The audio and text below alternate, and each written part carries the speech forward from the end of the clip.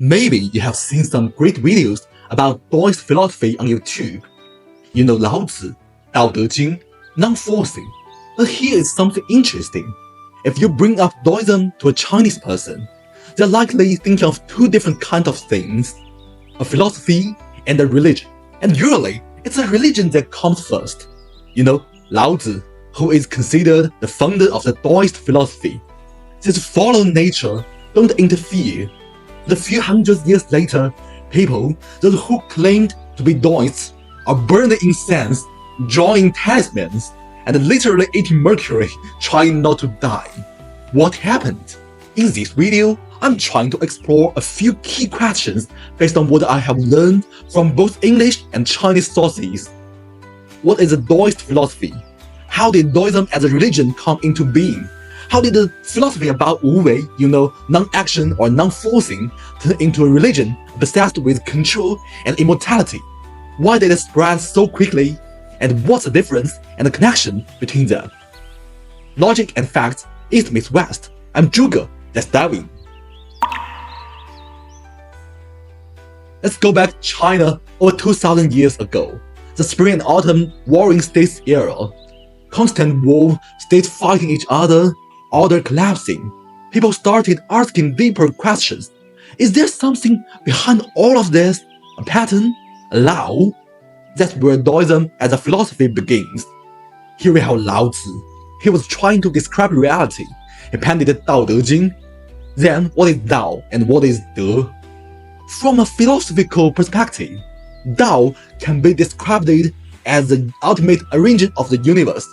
You can think of it as the underlying law of reality. It is the foundation of everything, just like in Hinduism, where the abstract concept of Brahma exists. But the idea like Dao is too abstract, so it needs a way to show itself in the real world.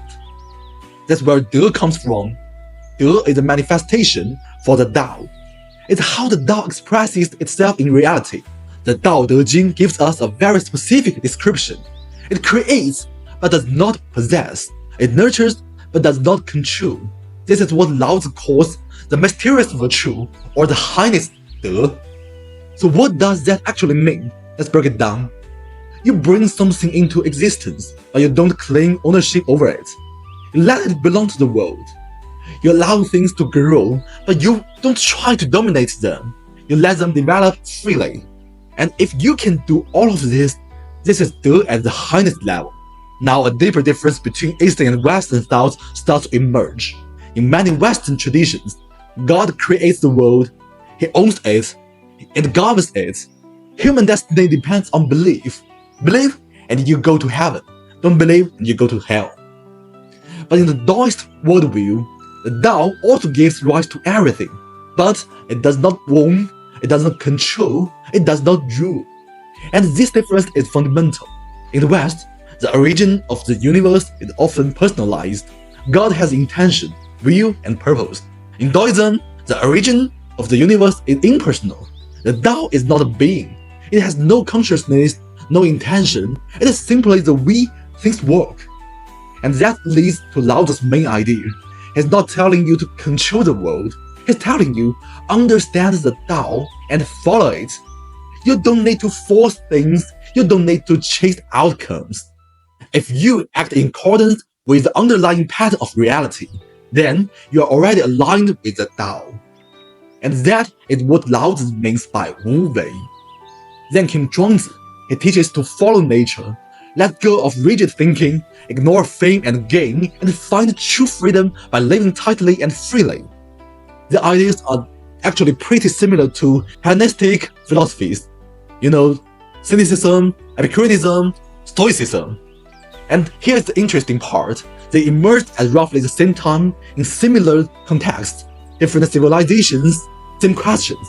Okay, it's a whole rabbit hole, maybe another video. So about Laozi and Zhuangzi, their advice were don't fight it, don't force things, just align with it. No rituals, no organization, no membership. This is philosophy, pure and simple. But here's the problem. Philosophy is great until real life hits.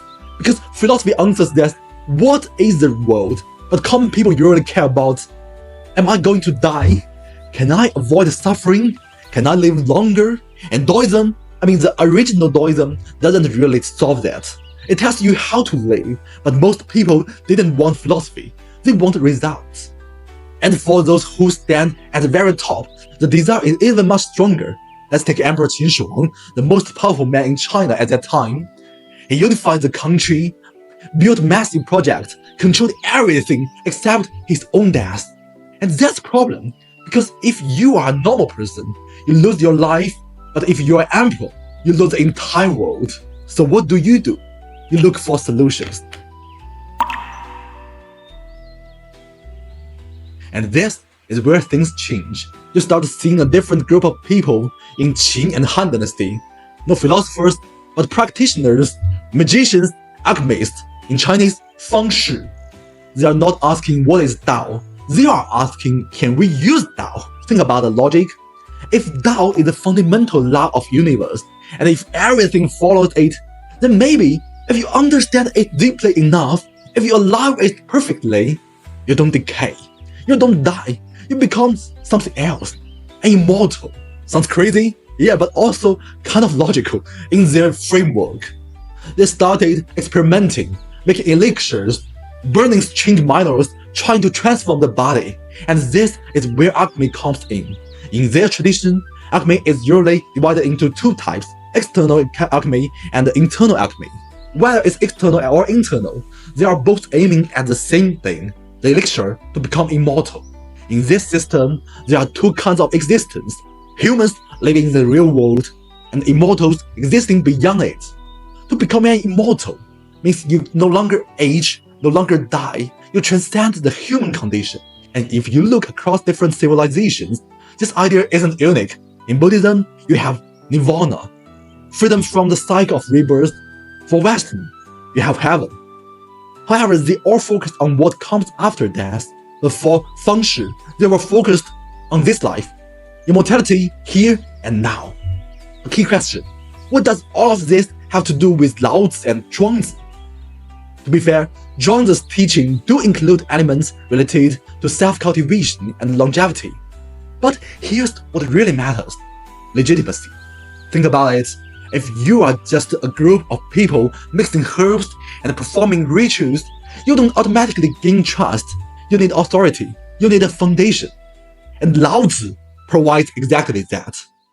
He represents wisdom, antiquity, and philosophical depth. And if you may have noticed, the Dao De Jing, like the Dao that can be spoken, is not the eternal Dao, so deep and powerful, but also weak enough to be interpreted in many different ways.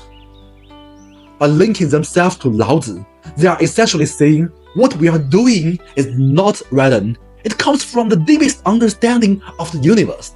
In other words, they are updating their practice from techniques to truth, from understanding the Dao to using the Dao.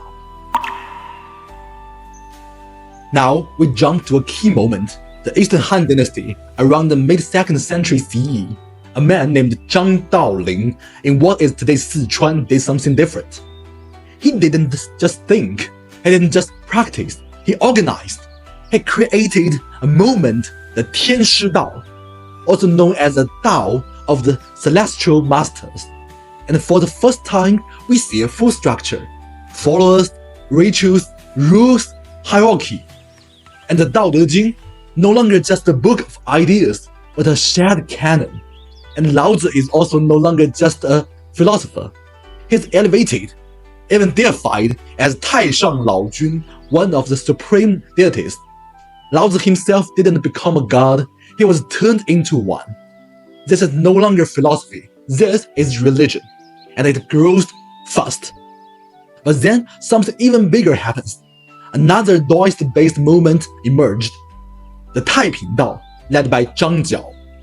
At its peak, the movement is said to have mobilized over 1 million followers. In 184 CE, it erupted into a massive uprising, the Yellow Turban Rebellion, which shook the entire Han Empire. It directly contributes to the collapse of the Han Dynasty and is often seen as the beginning of the Three Kingdoms period. So now, Daoism is no longer just about ideas, It can organize people, it can mobilize society, it can challenge political power. So why did Daoism as a religion spread so quickly among ordinary people? The answer is quite simple. Firstly, protection. As we said before, ordinary people care about what do I do when I'm sick? How do I avoid disaster? And how do I protect my family? Religious Daoism had answers. It offered healing rituals, talismans, protection from evil, ways to extend life. And these are not theories, they are solutions. And that makes a huge difference, because when something actually helps you, or even just feels like it does, you don't just understand it, you follow it. Second, flexibility. Religious Daoism doesn't demand exclusive belief.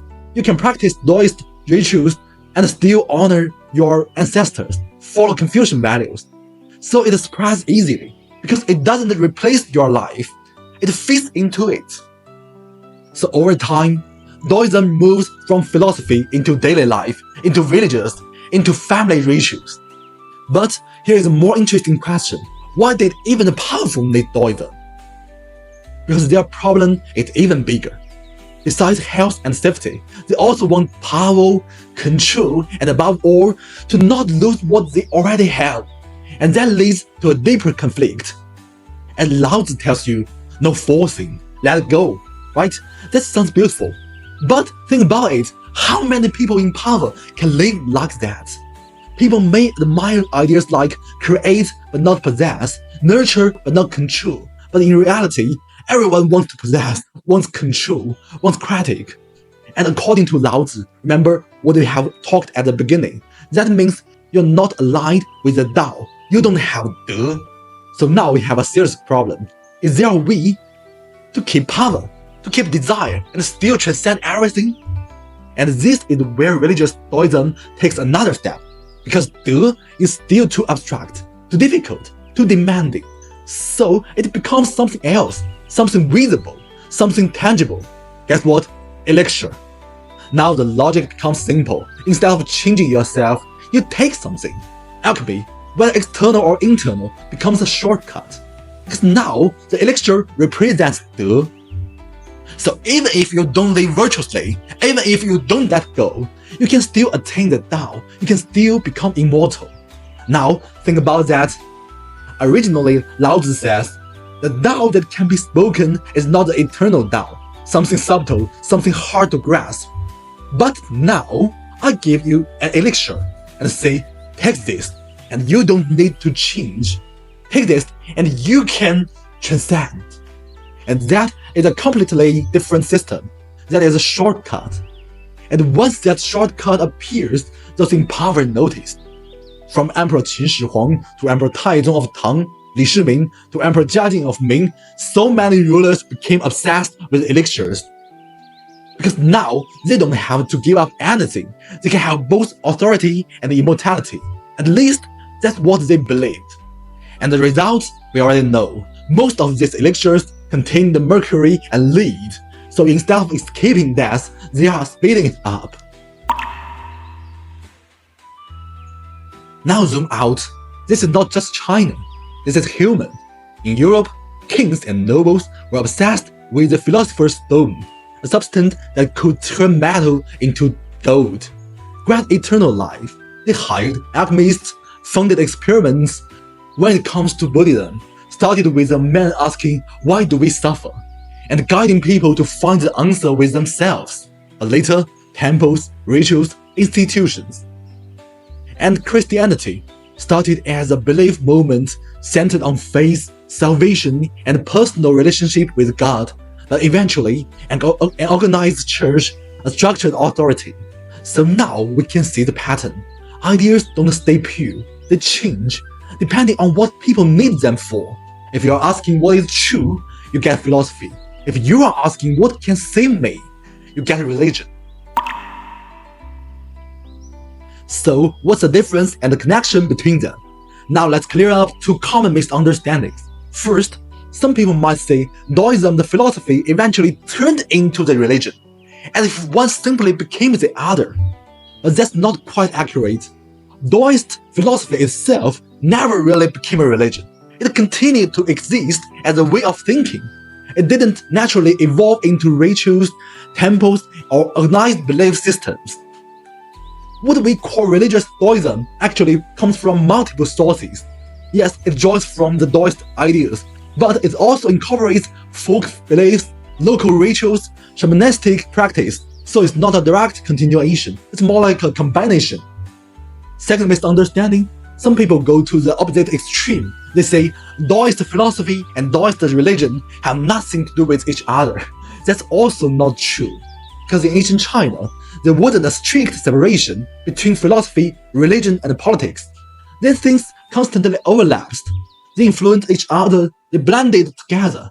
Daoist ideas became part of religion, and throughout the religion, they spread even further. So over time, the boundary between the two became blurred. Now, before we finish, there's something important to add. So far, we've been talking about the historical development of the religious Daoism. And yes, that history includes a lot of elements that today might look like superstition, alchemy, talismans, rituals. But if we stop there, we miss the full picture. Because religious Daoism today is not just that. Modern Daoism is much more diverse. In many cases, it has moved away from the more extreme practices like external alchemy, and instead, it focused more on inner cultivation, balance of mind and body, harmony with nature. You can see this in practice like meditation, breathing techniques, traditional health cultivation.